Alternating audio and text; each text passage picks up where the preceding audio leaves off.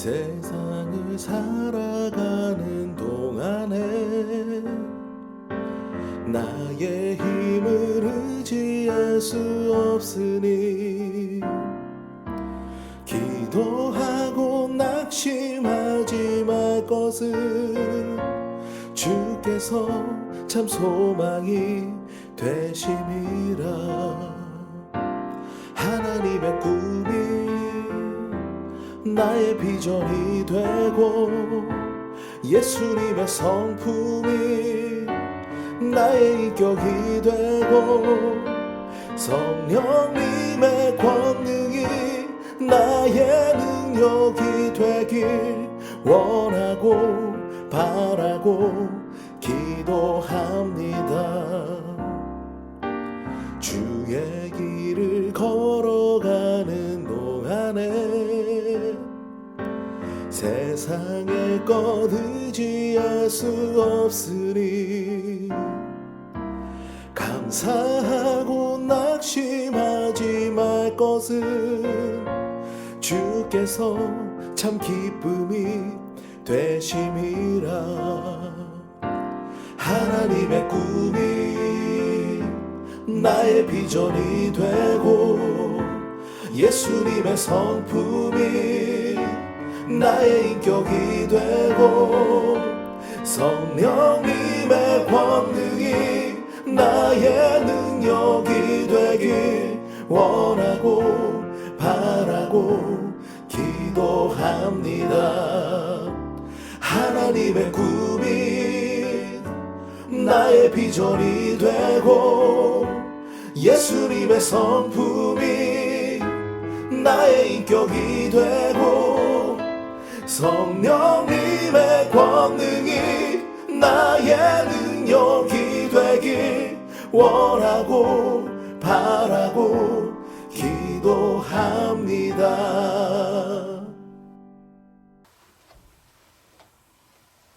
할렐루야. 10월 21일 수요일 아침 묵상 데일리 큐티입니다. 오늘 말씀은 시편 31편 1절부터 24절 말씀입니다. 하나님, 내가 주께 도망칩니다. 죽을 힘 다해 주께로 달아납니다. 나를 못 본 채 하지 마소서. 이번만은 내 말을 진지하게 들어주소서.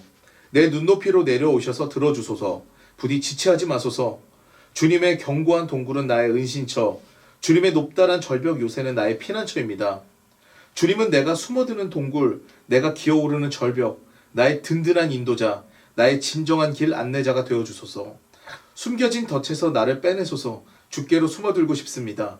내 목숨을 주님 손에 맡겼습니다. 주께서는 나를 떨어뜨리지도 버리지도 않으시겠지요. 내가 이 어리석은 종교 노름을 미워하고 하나님 오직 주님만 신뢰합니다.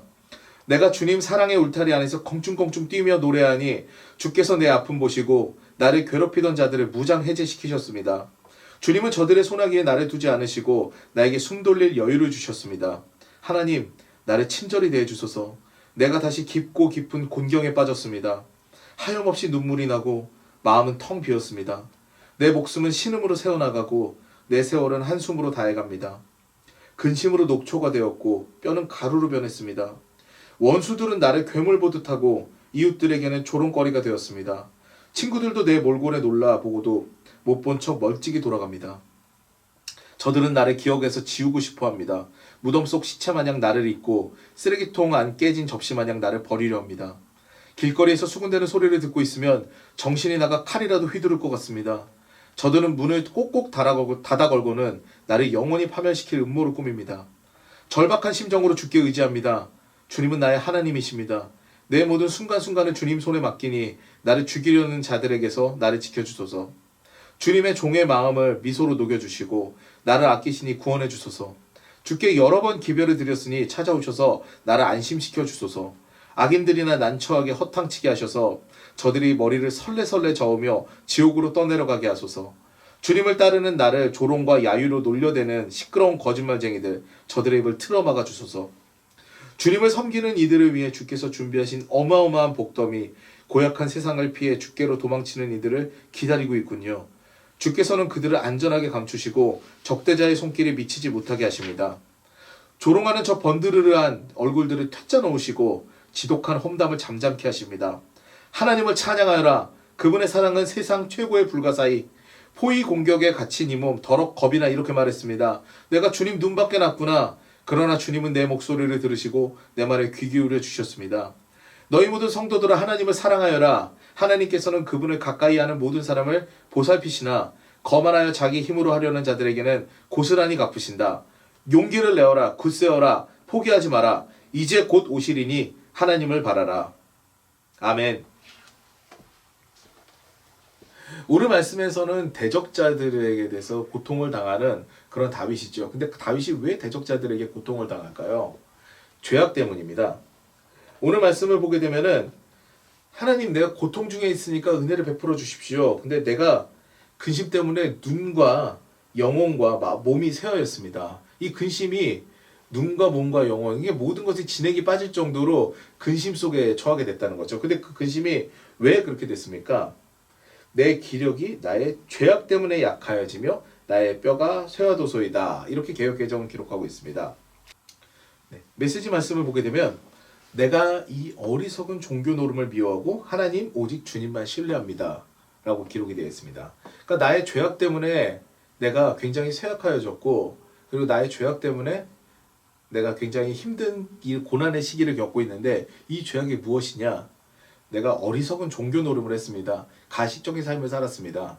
하나님 앞에 내가 정직하지 못했습니다. 라는 것들을 이제 다윗이 고백을 하고 있는 거죠. 근데 그렇게 가식적인 삶 때문에 원수들이 조롱을 하는데 원수들만 조롱을 하는 것이 아닙니다. 친구들과 이웃들까지도 조롱을 하고 피합니다. 이웃들 같은 경우에도 막 원수들은 아예 괴물 보듯 하고 이웃들은 조롱하고 그리고 친구들도 이런 모습에 놀라가지고 보고도 5분 저 멀찍이 돌아간다고 합니다. 그러면서 계속 수근수근 되는 소리 때문에 정말 이 시인은 미칠 것 같다라는 그런 표현을 쓰게 되죠. 그런데 이 상황 가운데서 바랄 것이 무엇입니까? 오직 하나님뿐인 거죠. 오직 하나님뿐이신 겁니다. 내가 굉장히 가식적인 신앙생활을 하다가 나의 죄악들이 드러나서 이게 정말 나의 가식이었구나. 내가 종교 행위였구나. 내 삶이 실천이 되지 못했구나. 이것을 깨달았을 때 그때 이제 하나님을 붙들게 되는 겁니다. 우리도 신앙생활을 할 때 그렇습니다.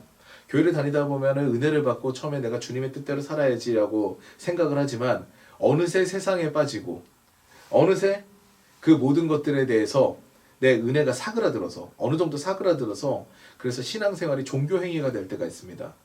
그랬을 때 이제 죄악들이 하나둘씩 이제 수면 위로 떠오르게 되죠. 이것까지는 내가 해도 되겠지, 이 정도는 허용되겠지라는 그런 세상의 일들 때문에 이 종교 행위 자체가 나의 경건성이 일치되지 못하고 내 그냥 가식적인 행위로만 그칠 때가 있습니다. 그럴 때 오히려 세상에서 조롱거리가 되는 것이죠. 제가 이제 아는 제 신앙적 멘토였던 선생님이 있는데 이분이 어느 날 이제 세상 모임에서 이제 술을 마시고 집에 들어온 거죠. 이제 고주망태가 돼서 이제 들어온 겁니다. 그랬더니 이분의 언니가 이분한테 거의 송곳 같은 그런 대답을 던졌답니다. 이야기를 했답니다. 송곳같이 너도 별 수 없구나. 교회 학교에서 그렇게 교사로 열심히 봉사하고 그리고 열심히 네가 신앙생활을 한다 그러는데 너도 별 수가 없구나. 이런 이야기를 했는데 그게 마음에 박혀가지고 그 다음부터는 세상 모임에 가지고 합리화를 못했다고 이야기를 합니다. 세상 사람들은 우리에 대해서 경건성을 봅니다. 주를 믿는 사람은 달라야 되지. 주를 믿는 사람은 정말 이런 경건한 삶이 체화가 되어야 되지라고 이렇게 이야기를 하는데 막상 그리스도인들이 정말 그런 삶을 살기는 쉽지 않거든요. 그렇기 때문에 오히려 나중에 조롱을 받게 되는 그런 안타까운 경우가 생깁니다. 요즘에 특히 심하죠. 그때 하나님께 의뢰해야 됩니다. 하나님, 잘못했습니다. 내가 이런 가식적인 신앙생활에서 벗어나서 다시 하나님께로 돌아가겠습니다. 라는 것들이 필요합니다. 그랬을 때 하나님께서는 그 마음을 만지시고 하나님께서 다시 위로해 주시고 회복시켜 주시는 역사가 있는 것이죠. 그런 회복과 치유를 경험하는 저 여러분 되시기를 주님의 이름으로 축원합니다. 기도하시겠습니다. 하나님, 온전히 하나님을 예배하고 그리고 하나님께 모든 우리 신앙의 초점이 맞춰져야 되지만 때로는 우리의 은혜가 사그라들어서 하나님께로 모든 것들이 쏠리지 못하고 종교적인 행위를 할 때가 있습니다. 그때 우리가 세상의 조롱거리가 된다면 바로 주님 앞으로 돌아서는 그런 마음을 허락하여 주셔서 다시금 회복되는 것들을 경험하고 다시금 주의 자녀로서 우리가 부끄러움 없이 살아갈 수 있는 우리 인생이 되도록 도와주시옵소서. 우리 구주 예수 그리스도의 이름으로 기도드리옵나이다. 아멘.